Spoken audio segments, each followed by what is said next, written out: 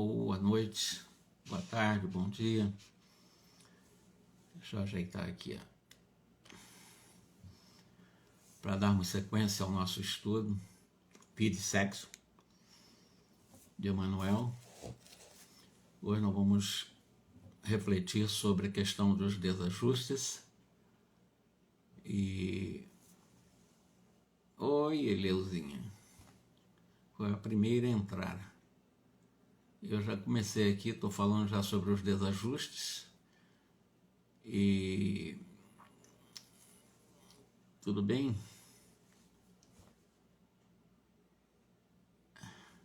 Mas continuando aqui, eu estava falando sobre os desajustes, conforme analisado por Emmanuel. Ele aqui vai trazer para nós ele vai transcrever, na realidade, a formatação do livro Vida e Sexo está muito calcada em O Evangelho segundo o Espiritismo e também o Livro dos Espíritos. Por exemplo, nesse caso ele pega, para falar sobre os desajustes, ele pega um trecho do Evangelho do item 16, capítulo 10, do Evangelho segundo o Espiritismo. E aqui esse trecho diz: sede indulgentes, meus amigos, porquanto a indulgência atrai, acalma, ergue, ao passo que o rigor desanima, afasta e irrita. Baseado nesse trecho, em fazer uma análise sobre a questão do desajuste nos relacionamentos entre as pessoas, lembra Emmanuel, é comum observar-se que o casamento feliz, um casamento promissor, um casamento que no primeiro momento parecia que iria dar tudo certo, de repente fica doente esse casamento, fica em desarmonia quase que total.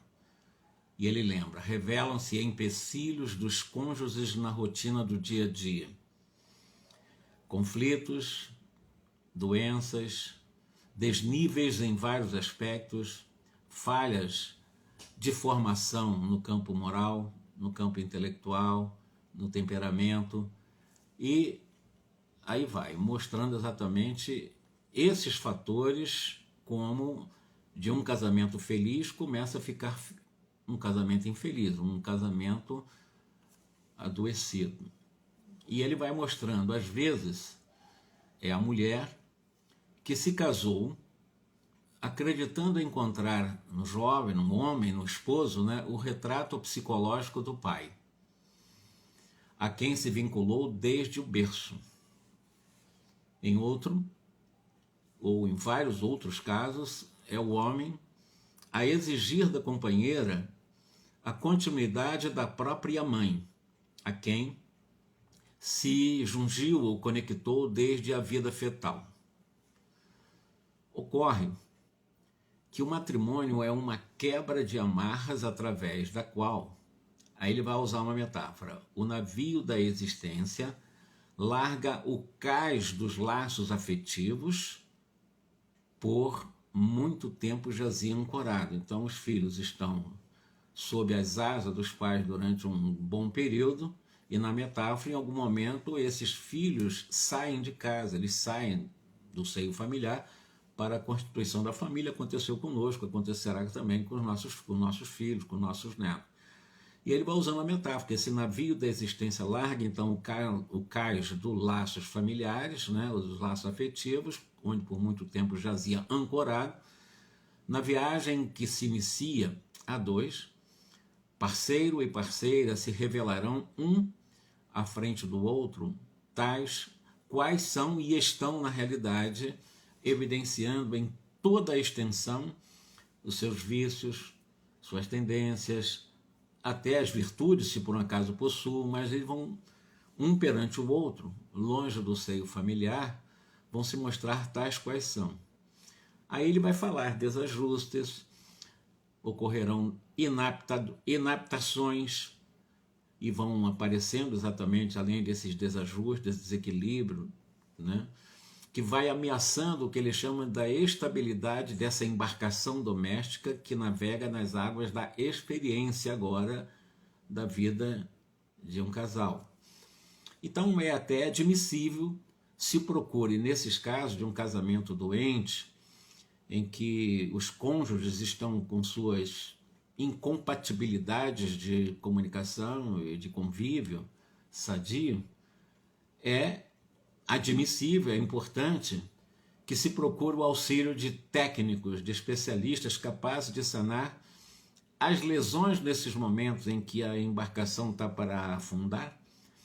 Aí ele vai lembrar, procurar médicos, né, que possam dar boas orientações, psicólogos, amigos, terapeutas, cuja contribuição nesse momento é muito importante. Porém, não somente médicos, psicólogos, amigos e terapeutas, ao descontrolar ou quando acontecem esse desequilíbrio entre os casais, diz aqui Emmanuel, quando estão ocorrendo exatamente a eclosão dos processos de provas e de expiações, o conhecimento da reencarnação, quem é que conhece a reencarnação, exceto os que estão estudando como nós, espíritas? Por exemplo, um católico, ele pode até acreditar, mas não sabe a lógica da reencarnação. O evangélico nem pensar. E são milhões e milhões de evangélicos, de católicos, né? São muitos milhões, né? Espíritas no Brasil, praticantes, talvez chegue quando se estourar 5, 6 milhões, talvez nem isso. Simpatizantes, talvez um pouco mais. Até aqueles que até aceitam a reencarnação, mas não compreendem a lógica da reencarnação.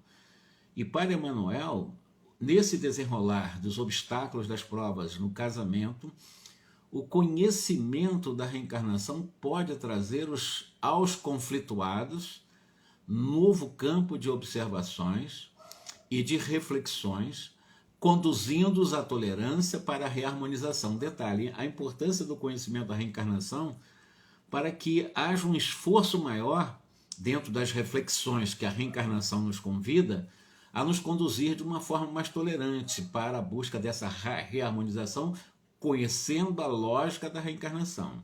E a lógica da reencarnação ela não é punitiva, mas ela é uma oportunidade de resgate em um processo expiatório ou provacional. Então, o conhecimento da reencarnação é o ponto fundamental para o equilíbrio de uma família. Aí, poxa, mas então, no Brasil, quantos milhões de cristãos existem que não estão nem aí para saber, não estão preparados, estão imaturos para entender a reencarnação? A tendência é dizer que um percentual enormemente esmagadora de casamentos na Terra estão fadados a se manter exatamente em desestabilidade no mar revolto da experiência e normalmente essas embarcações afundam. Homem e mulher, usando a chave do entendimento da reencarnação, passam automaticamente a reconhecer que é preciso desvincular e reconstruir sentimentos, mas em bases de compreensão, em bases de serenidade, em bases de amor e em base de paz. Então a reencarnação, ninguém reencarna para fazer o mal. Não há essa possibilidade, não há uma programação reencarnatória para um espírito fazer o mal. A reencarnação é um convite para desenvolvermos a nossa compreensão, a nossa serenidade, o nosso amor, a nossa paz, tanto quanto os outros. É importante perceber que o nós da comunhão afetiva não produz a fusão de dois seres que o constituem. Quer dizer, quando fala a união até que um se transforme no outro, o outro se transforme num, né? Ou seja, como fossem duas pessoas transformadas numa só. Isso é impossível. É o que ele está mostrando para nós, porque cada um, ou cada parceiro, no ajuste continua sendo únicos nesse chamado mundo por si mesmo. Marido, mulher, filhos, cada um é um, somos únicos no universo. E nem sempre os característicos de um se afinizam com o outro, o que é muito natural considerando que nós somos indivíduos. Daí a oportunidade dessa mútua acolhida, dessa mútua aproximação, para que nós possamos realmente, aos poucos, ir melhorando a vida no casamento. Para isso, não bastarão só essas providências superficiais. Há segundo ele, que ampliarmos o raciocínio em considerações mais profundas para que o que ele chama de raízes, as matrizes do desequilíbrio, sejam extirpadas da mente. Qual é exatamente a condição fundamental para o equilíbrio em um casamento doente? É a aceitação. Considerando a reencarnação como um convite para a compreensão, para a tolerância, para o silêncio, para o sacrifício, para a renúncia, para a paz, para o amor. A reencarnação é um convite, não é um processo punitivo, mas um convite para o nosso crescimento. Então, aceitação, eis aí o problema. Será que nós aceitamos? Aceitar passivamente, não aceitar consciencialmente. É muito importante, é forçoso admitir o companheiro ou a companheira como são ou como se abrigam na embarcação doméstica.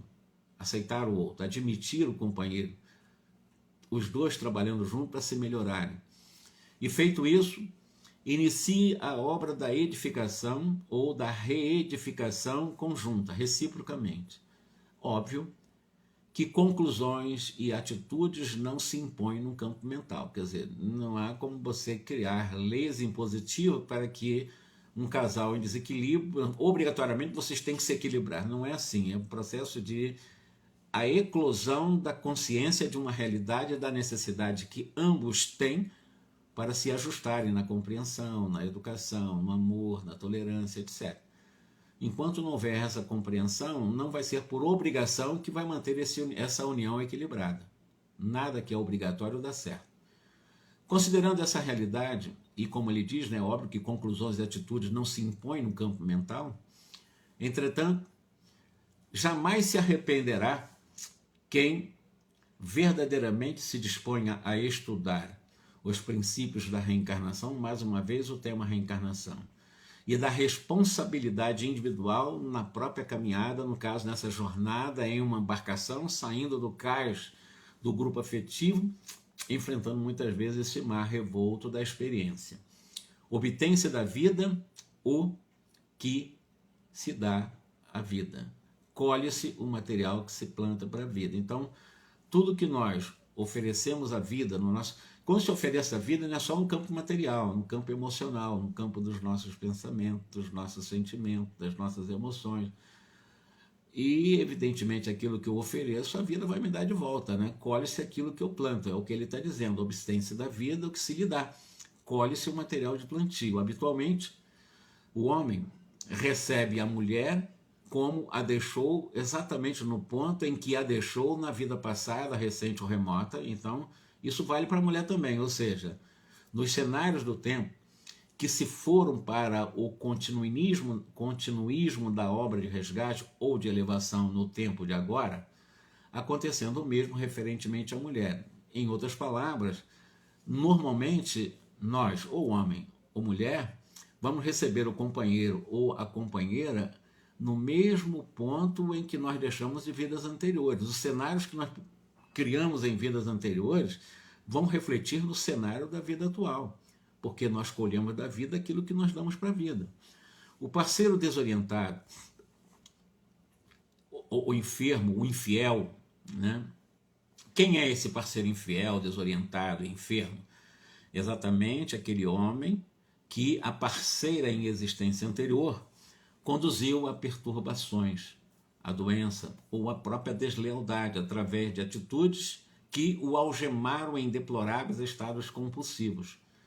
E a parceira, da mesma forma, nessas condições, terá necessidade de provas da mesma espécie. Então, tanto um como o outro são reflexos do que nós fizemos no passado. Recebemos como esposa ou como esposo, considerando o mundo de expiação e prova, de prova e expiação como o nosso, exatamente aquele companheiro ou aquela companheira que, em casamentos expiatórios, nós prejudicamos no passado. Então aqui estará do nosso lado, com a oportunidade de compreensão, de nos educar, trabalharmos pela pacificação dos nossos corações, da nossa consciência, por caminharmos juntos, renunciando às vezes até em nível de sacrifício em algum momento, mas valendo a pena o processo do resgate, do ressarcimento, da reparação do erro que eu fiz no passado. Estamos na base da indulgência e do perdão recíprocos, mais facilmente estruturáveis no conhecimento da reencarnação, ele bate nessa tecla o tempo todo. Ele fala, você consegue exatamente ser indulgente, perdoar de forma recíproca, né? Quando você estrutura a compreensão da necessidade pela reencarnação de um processo de autoeducação, embora todo um desafio do outro ou da outra, com as imbricações que lhes mostram os consequentes na equipe da família. Conseguirão o companheiro e a companheira do lar o triunfo esperado, nas lides e compromissos que abraçam, descerrando a si mesmos a porta da paz e a luz da libertação. Como é importante o conhecimento pacífico, tranquilo da reencarnação. Reencarnação, eu fiz uma palestra recentemente, e sem querer palestra não, estou fazendo um estudo do Livro dos Espíritos, até pela rede Amiga Espírita, nas sextas-feiras às 4 horas da tarde, vai a propaganda, né? Mas esse estudo que eu fiz, esse último que eu fiz, que eu estou falando da reencarnação, que eu falei sobre a reencarnação, sobre a pluralidade das vidas, né? No finalzinho me deu por intuição uma frase, veio uma intuição, uma frase. A frase é: fora da reencarnação não há salvação. É claro que é uma comparação àquela que fora da caridade não há salvação. Mas fora da reencarnação não há possibilidade de nós entendermos o nosso crescimento. Emmanuel, nesse 12º capítulo, 13º, nos capítulos que ele vai falar em vida e sexo, ele foca muito na questão da reencarnação. Olha, sem reencarnação nós não entenderemos nem quem são os filhos, as dificuldades com os filhos, ainda mais as dificuldades com a esposa, com outro companheiro, ou filhos adotados ou não, biológicos ou não.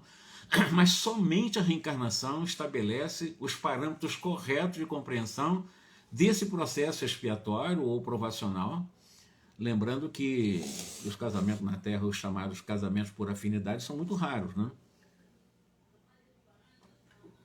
O que não quer dizer que não existam. Mas vamos agora, existe muita infelicidade nos lares do mundo moderno. Isso é histórico, né? Muitos lares estavam assim, viviam assim, vivem ainda hoje, ainda viverão algum tempo. O Emmanuel chama de tédio no lar, né? Aquele enjoo, aquela coisa de você não gostar do lar, não gostar das pessoas que estão com você, ao seu lado.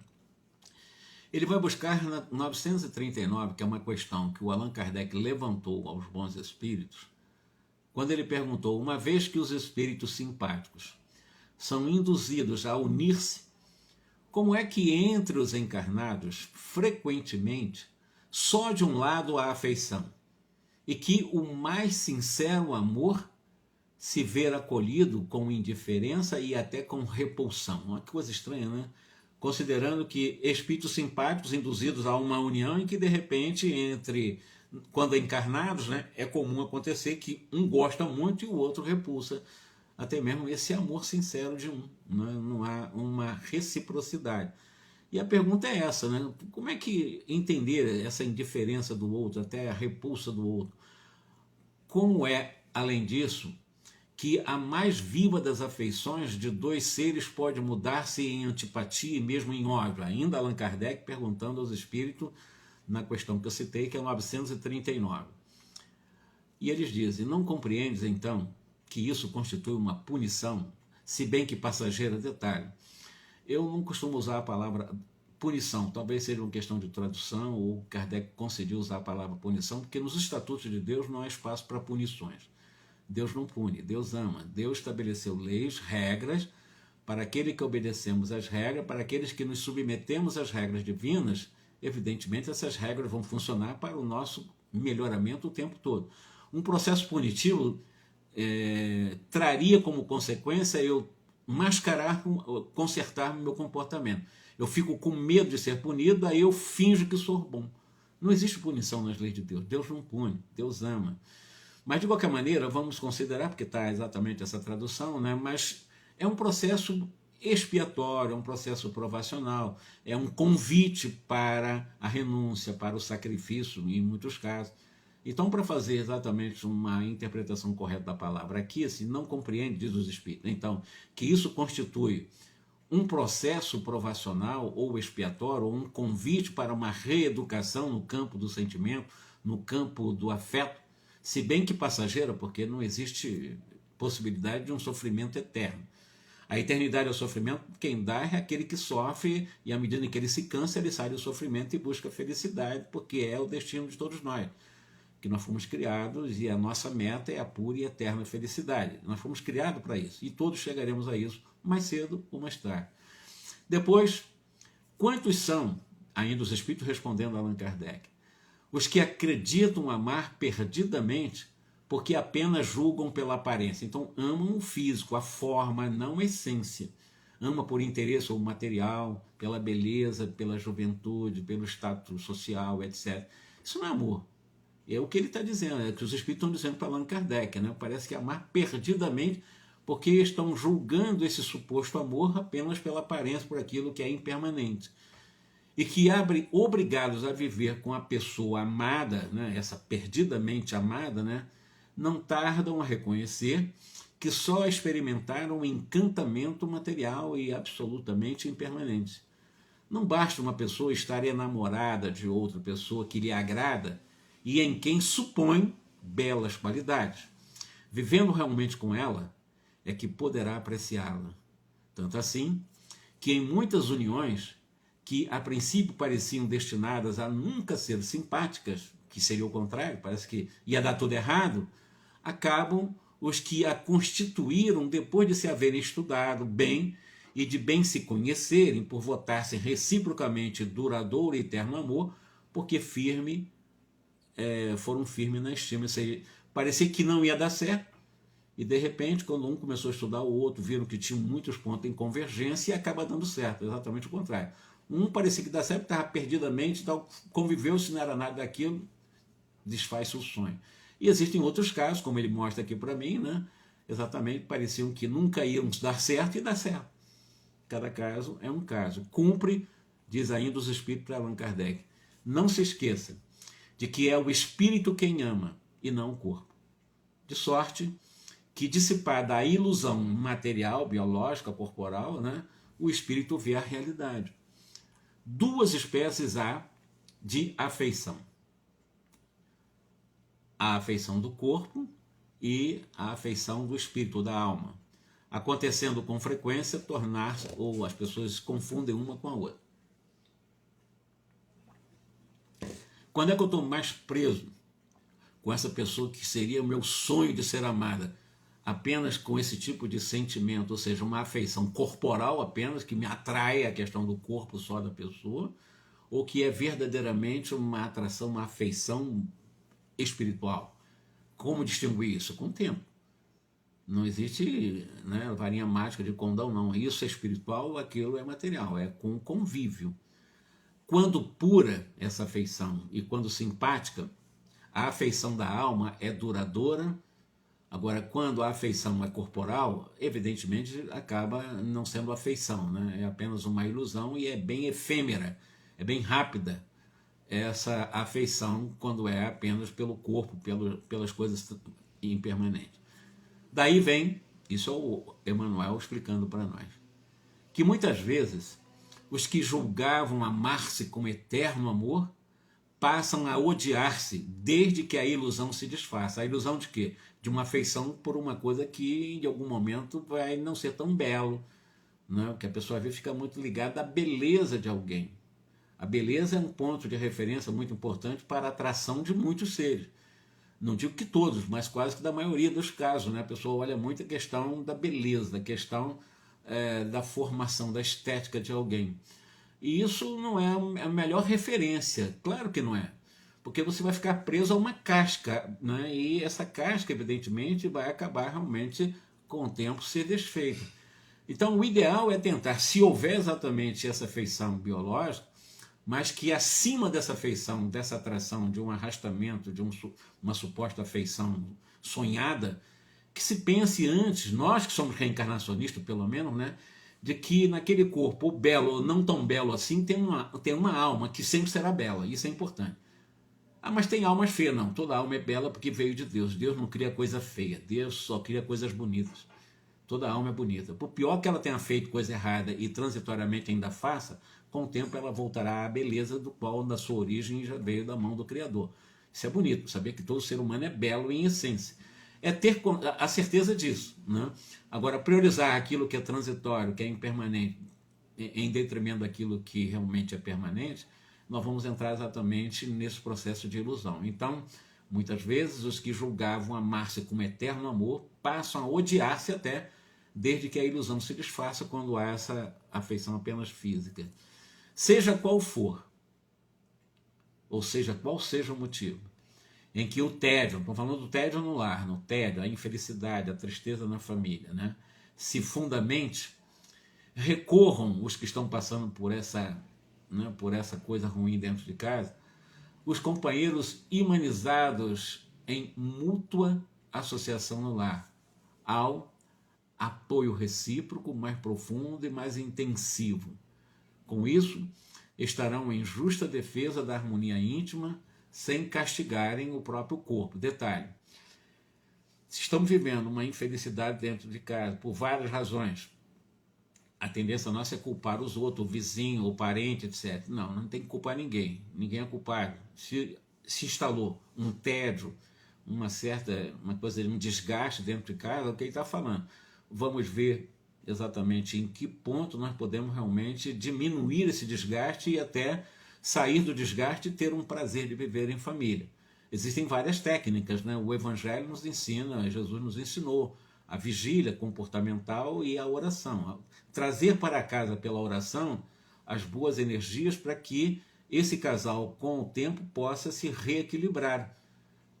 Considerando isso, né, estarão com uma justa defesa de uma harmonia íntima e do lar, né, sem castigar o próprio corpo, porque quando eu começo a pensar nas coisas ruins, porque todo pensamento tem uma correspondência no sentimento, e todo sentimento me leva a uma emoção, e toda emoção já é fisiológica, e evidentemente eu vou castigar o meu fisiológico, porque pensamento gera sentimento que me leva à emoção, então já é o castigo no corpo. Eu tenho que ter cuidado com aquilo que eu penso.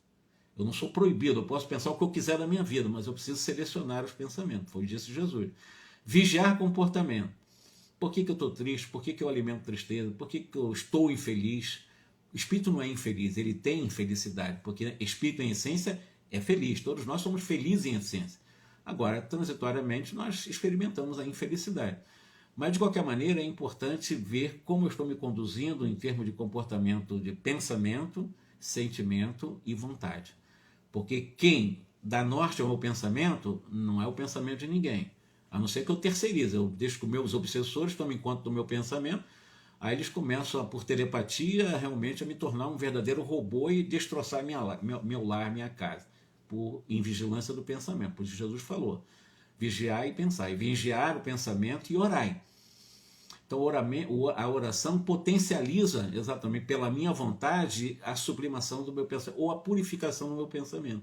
Aí eu trago harmonia para o lar. É importantíssima a oração, o tempo todo. Orar não é o blá blá blá blá blá blá. Orar é cada segundo, cada bilionésimo segundo que eu penso num Criador, naquele que me criou, como eu coloco ele como meu protetor, com certeza eu estou trazendo proteção para mim. Porque eu estou vinculado a um Criador, né? Não de forma mecânica, mas de forma autonômica. Quer dizer, eu tenho autonomia para estar vinculado àquele que me criou, pensando em Deus o tempo todo, vivendo a vida normal, mas em contato direto com Deus. Eu transformo meu lar, não há como não transformar. Até porque, repito, Deus não pune, Deus ama, né? E reeducar-nos sem hostilizações, ou seja, os que porventura possam demonstrar maior afeição. De alguma forma, como está falando em tédio no lar, assim, mas acolhendo os desafetos, mas na condição de cúmplices das aventuras deprimentes a que se renderam outrora, e sim por irmãos queridos com quem podemos fundir-nos em espírito no mais alto amor espiritual. Repetindo o que ele está dizendo para nós, com isso, fazendo um trabalho de ajuste dos nossos pensamentos, do nosso sentimento pela nossa vontade, estaremos nos defendendo contra essas defecções físicas, psicológicas, neurológicas também, né? E reeducar-se-ão sem hostilizar os que porventura lhe demonstrem afeto, mas acolhendo, não mais na condição de cúmplices de aventuras deprimentes a que se renderam outrora, e sim por irmãos queridos. Eu posso estar realmente vinculado a uma pessoa, casado, ou esposo ou esposa, que tivemos muito desajuste em vidas passadas, como eu disse, cenários domésticos criados em vidas passadas, de muitos desequilíbrios, né? De muito, até às vezes assassinatos, homicídios, suicídios, etc. Uma ficha complicada, pode existir. Mas eu sempre digo para as pessoas que eu conheço, de que todos os seres humanos têm coisas boas resolvidas também no passado. A gente lá não traz só lixo de lá, não. Nós temos coisas boas também. É priorizar as coisas boas que nós já trazemos também no subconsciente, né? Ou trazemos em nossa consciência, melhor dizendo, porque a consciência é que ilumina o subconsciente. Nós temos muita coisa boa dentro de nós. E uma das coisas boas é a vontade de fazer com que pela oração me aproxime do meu Pai Criador e me acolha com um processo de proteção divina e possa realmente, aquela pessoa que talvez me tenha feito muito mal no passado, ou eu a ela muito mal no passado, possamos viver como irmãos, como amigos, né? Como companheiros que estamos evoluindo para alcançarmos a pura e eterna felicidade, repito, que é o destino exatamente da nossa viagem. É claro que isso pode levar alguns trilhões de anos, mas nós vamos chegar. Eu não estou preocupado com o tempo cronológico. O importante é irmos crescendo gradativamente, devagarinho. Os que encarnam numa família, está aqui exatamente, ele vai falar agora sobre vinculações. Esse assunto, então, para mim, ele é interessante. Talvez o desvinculação seja até mais interessante e até mais sensível do que o vinculação. Mas vamos ver o que ele fala sobre as vinculações afetivas. Os que encarnam numa família, sobretudo como parentes próximos, são, as mais das vezes, espíritos simpáticos, ligados por anteriores relações, que se expressam por uma afeição recíproca na vida terrena. Está no item 8 do Evangelho, segundo o Espiritismo, no 14º capítulo. Então, nessa transcrição, o Emmanuel diz o seguinte: estudos, pesquisas se multiplicam nos domínios da psicologia quanto às complexidades do mundo infantil e a análise e o exame das vinculações se destaca à vista. Cada pequeno é um campo de tendências inatas com tamanha riqueza de material para a observação de um psicólogo, do analista, que em vão se lhes penetrará os meandros da individualidade, baseando-nos no trabalho biológico de construção do ser, assentes em milênios numerosos. É indubitável que surpreenderemos na criança todo o equipamento dos impulsos sexuais prontos à manifestação, quando a puberdade lhes assegure mais amplo controle do carro físico. Até a puberdade, mais ou menos entre 11, 12, 13 anos, é a pré-puberdade, até a chamada explosão da glândula epífise, que ela começa a funcionar, porque é ela que é o elemento controlador da energia sexual no ser humano até a puberdade. A medicina não tem exatamente esse conceito. Para nós espíritas, ela controla os impulsos sexuais até a puberdade. A partir da puberdade é que há o amadurecimento e a explosão da epífise, e ela começa a funcionar, porque ela é uma glândula da vida psíquica, né? É uma energia extremamente poderosa.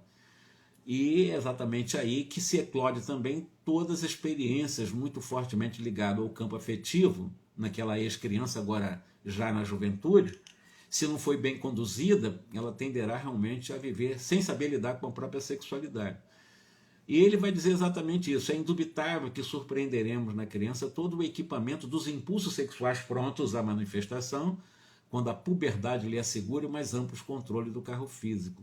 E, com esses impulsos, eis que lhe despontam do espírito as inclinações para maior ou menor ligação com esse ou aquele companheiro do núcleo familiar. Existem, nesse caso que ele está falando, com os impulsos naturais da nossa história milenar, da própria experiência sexual, em que há o que ele chama de inclinações para maior ou menor ligações com esse ou aquele companheiro do núcleo familiar. O jogo afetivo, porém, via de regra, se desenrola mais intensivamente entre ela e os pais, reconhecendo-se para logo que os laços das existências passadas estão mais fortemente entretecidos com o pai e com a mãe. Debitando-se ao impulso sexual quase todos os alicerces da evolução sobre os quais se nos levanta a formação de espírito, é compreensível que o sexo apareça nas cogitações dos pequeninos em seu desenvolvimento natural. É nesse território de crianças ou de criações da mente infantil ser-nos-á fácil definir a direção dos arrastamentos da criança. Ou seja, se a criança ela tem um arrastamento mais forte, ou seja, os ascendentes paternos ou maternos, porquanto aí revelará precisamente as tendências trazidas de instâncias outras que o passado arquivou. Com frequência, mas não sempre, mas com frequência, as filhas propendem, dentro desses ascendentes paternais, né, ou maternais, né, ela vai se revelando com essas tendências trazidas de vidas anteriores e, com frequência, diz aqui Emmanuel, as filhas propendem mais acentuadamente para a ligação com os pais. O Freud vai analisar alguma coisa ligada a esses complexos, né, ou de Édipo ou de Eletra, mas tudo ligado a esses ascendentes, né, tudo ligado também a esses arrastamentos, tudo trazendo como tendências trazidas de instâncias de outras vidas arquivadas na história sexual de cada ser que reencarna. É uma criança, ela está uma criança, é um corpo de criança, mas ela tem um espírito velho ali, com muita experiência no campo da sexualidade. Por isso que, com frequência, embora não é uma regra, mas é com frequência, né, as meninas se propendem mais acentuadamente para uma ligação com os pais, com os pais, né? Enquanto que os filhos, os homens, né, pronunciam-se mais em entranhado afeto com as mães, que é o complexo, né, também. Então, filhas muito presas afetivamente ao pai, mas não é uma prisão quase que, embora no mundo mais profundo do subconsciente, não é uma ligação assim de filha para pai, ou vice-versa, ou de filho para mãe, ou vice-versa. É uma coisa até mais forte, do subconsciente. Às vezes a pessoa não faz de uma forma consciente essa ligação, esse arrastamento no campo das energias da sexualidade. Mas a aproximação, somos complexos que o Freud tentou avançar, mas só que tem que o Freud era materialista. Jamais ele pensou em reencarnação. Nós estamos falando sob o ponto de vista da reencarnação, analisando os complexos de Édipo, o complexo de Eletra, etc. Isso é compreensível, sabendo, diz aqui Emmanuel, que toda a estrutura psicológica em que se nos erguem os destinos foi formada com os elementos do sexo, através de milhares e milhares e milhares e ancestrais reencarnações. Repetindo essa frase para entender as questões de vinculações, considerando o que para Freud a psicanálise chama de complexo de Édipo ou complexo de Elétra. É compreensível sabendo que toda a estrutura psicológica em que se nos erguem os destinos foi formada com os elementos do sexo, através de milhares de reencarnações. Não há como, porque a procriação nós passamos pela energia sexual, que é uma das mais poderosas, além da mental, a energia sexual. E aceitando os princípios de causa e efeito que nos regem a experiência, desconheceremos acaso que os instintos sexuais nos orientaram a peregrinação, a romagem, a caminhada por milênios e milênios no reino animal, edificando a razão que hoje nos coroa a inteligência? O princípio de causa e efeito que nos rege a experiência não é um princípio de punição, é um princípio de justiça em que realmente nos convida para um reaprendizado, considerando as melhores orientações diante dessa peregrinação que tivemos no campo ou na vida da nossa sexualidade, em múltiplas procriações, né? Apreciando isso, recordemos o complexo das relações poligâmicas, de que somos procedentes quanto aos milênios transcorridos. E entenderemos com absoluta naturalidade os complexos da personalidade infantil. Que espírito é esse que está reencarnado em minha casa? Qual exatamente as relações no campo da sexualidade tem ela vinculada comigo? É isso que ele está dizendo. Apreciando isso, recordemos o complexo das relações poligâmicas, né, na relação da procriação, da união sexual, de todas as formas, de que somos procedentes quanto aos milênios transcorridos e entenderemos com absoluta naturalidade os complexos da personalidade infantil, que ela também tem essa história. Assim sucede porque herdamos espiritualmente de nós mesmos pelas raízes da reencarnação, do renascimento físico, reencontrando matematicamente na posição de filho ou de filhas aqueles mesmos companheiros de experiências sentimentais com os quais tínhamos contas por acertar no passado. Então tem esse problema também, problemas afetivos, né? Que renascem e matematicamente nós reencontramos na posição de filhos e ligado, às vezes, desequilíbrio nessa área de vidas passadas. Vem como filho ou filha. Isso que ele está dizendo nesse capítulo de vinculação. Atentos a semelhante realidade, somos logicamente impulsionados a concluir que os vínculos da criança, de uma forma ou de outra, em qualquer departamento do progresso e em qualquer clima afetivo, solicitam-nos, de todos nós, pais, educadores, médicos, terapeutas, psicólogos, né, providências e previdências. Providências e previdências, que sintetizaremos tão só ou tão somente numa palavra única, tanto de uma forma providente ou de previdência, que ele chama de educação. Não tem outro caminho. É o caminho exatamente para que estejamos atentos, para que nós possamos trabalhar exatamente a função. Porque quantos problemas de desregramento existem nessa área sexual em família? Muitos, não são poucos.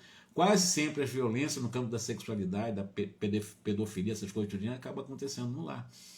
Mas considerando essa romagem, né, de muitas experiências poligâmicas de vidas anteriores, a gente entende o complexo da própria mente infantil nesse sentido. Agora, para encerrar praticamente, vamos falar sobre desvinculação. Isso é vinculação, que eu falei agora, com Emmanuel. No 15º capítulo, vai falar das desvinculações. Considerando o que nós falamos agora, vamos ver o que ele fala. Pergunta está lá também. Algumas pessoas, ou há algumas pessoas, a doutrina da reencarnação se afigura destruidora dos laços de família, com o fazê-los anteriores à existência atual. Ou seja, será que a reencarnação destrói os laços familiares? Os espíritos dizem não. Ela até o amplia, né? Não destrói. Fundando-se o parentesco em afeições anteriores, menos precários são os laços existentes entre os membros de uma mesma família. Essa doutrina, a reencarnação, amplia os deveres da fraternidade, porquanto no vosso vizinho ou no vosso servo pode achar-se um espírito a quem tenhais estado presos pelos laços da consanguinidade. Essa é a questão 205 do Livro dos Espíritos. Como é que o Emmanuel analisa isso daí? Desvinculação entre os que se amam com a necessidade de sanar os enganos de erros do amor assume, segundo Emmanuel, habitualmente o aspecto de dolorosa cirurgia psíquica. Pais, o pai e a mãe entregando filho ou filha para um outro para a construção do lar, de repente, nessa desvinculação, acaba sendo o que para Emmanuel é uma dolorosa cirurgia psíquica. Por semelhante razão, Deus concede às criaturas tempo e condições renovadas na preparação gradual do acontecimento da desvinculação. Essa desvinculação, via de regra, se verifica numa constante digna de nota, segundo Emmanuel. A posição de pais e a posição de filhos, incluindo-se nela, inclusive, os pais adotivos e filhos adotivos, de vez que no enternecimento do lar, todo o jogo da ternura são colocados na mesa do cotidiano revestidos de encantamentos construtivos. No fundo, porém, da personalidade paterna ou do maternal coração, descansam os remanescentes, as relembranças de grandes afeições, às vezes desequilibradas e menos felizes, trazidos de outras reencarnações nos domínios da reencarnação. A libido, ou o instinto sexual, na forma de energia psíquica, que é, como eu disse, uma das mais poderosas energias que nós temos como energia psíquica é o instinto sexual, é a energia sexual, tendente à conservação da vida, permanece em muitos casos na carícia dos pais, vestida de ou enveludinho um manto de carinho e beleza. Mas o amor é ainda no santuário do espírito qual fogo de vida que se nutre do próprio lenho. Por sua vez, nos entes queridos que retornam à estação da esperança doméstica, essa mesma afetividade reponta irreprimível e genuína, conquanto metamorfoseada nos jogos da infância.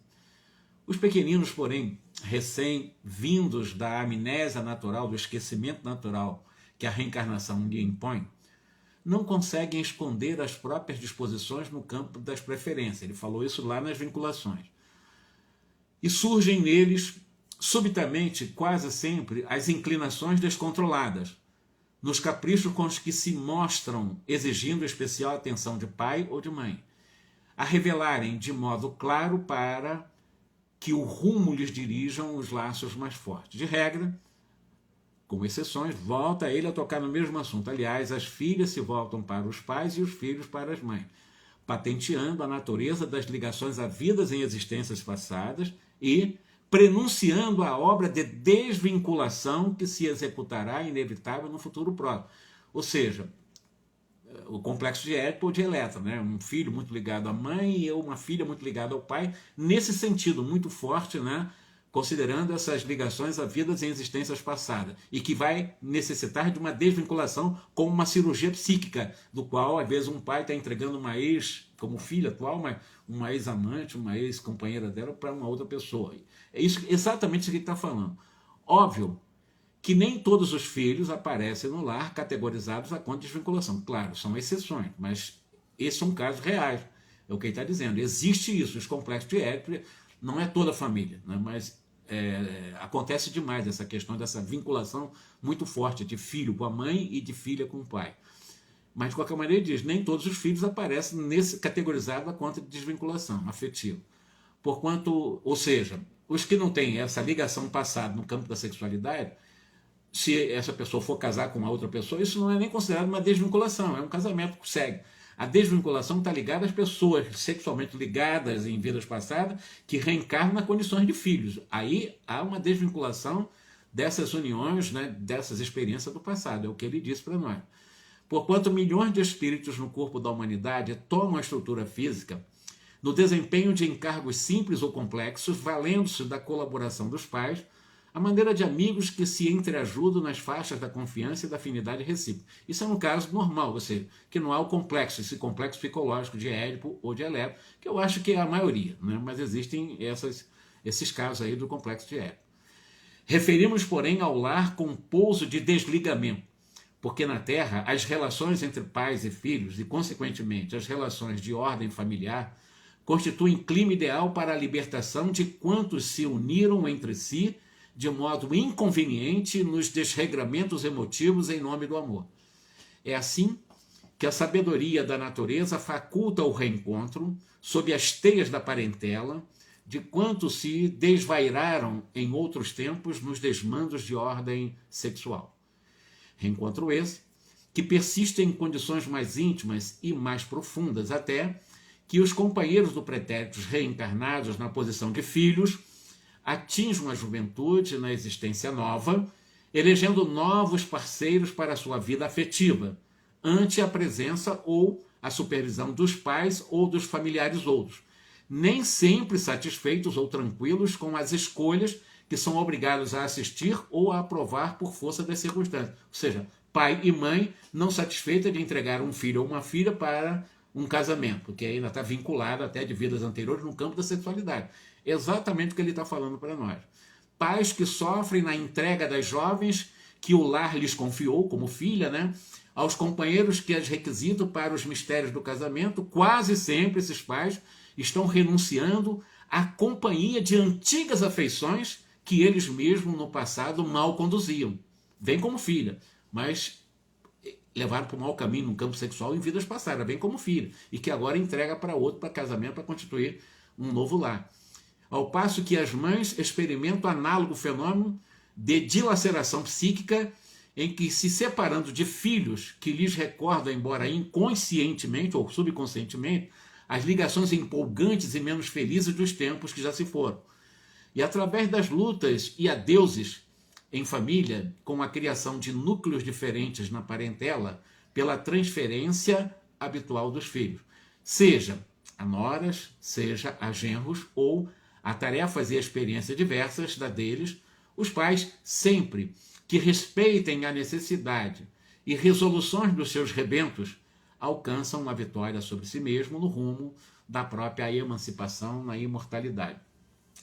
Olha, eu vou terminar aqui para continuar na quarta-feira que vem, no sábado que vem, mas como foi importante esse capítulo de hoje, considerando que tem mães que têm ciúme do filho, tem ciúme da nora, ou pais que têm ciúme do genro, mas está bem explicado por Emmanuel aqui, né? São essas vinculações, muitas vezes por uma experiência nas nossas chamadas peregrinações poligâmicas de vidas anteriores, em que a espiritualidade programa uma reencarnação na condição de filhos para que isso seja amenizado, dos desregramentos sexuais de vidas anteriores para que isso seja pacificado, e haja uma desvinculação exatamente, ou seja, noras, genros, ou a tarefa de experiências diversas das deles, os pais devem respeitar as necessidades das resoluções dos seus filhos, né, para alcançarem a vitória sobre si mesmo no rumo da própria emancipação na imortalidade. Os filhos se libertam, os pais se libertam.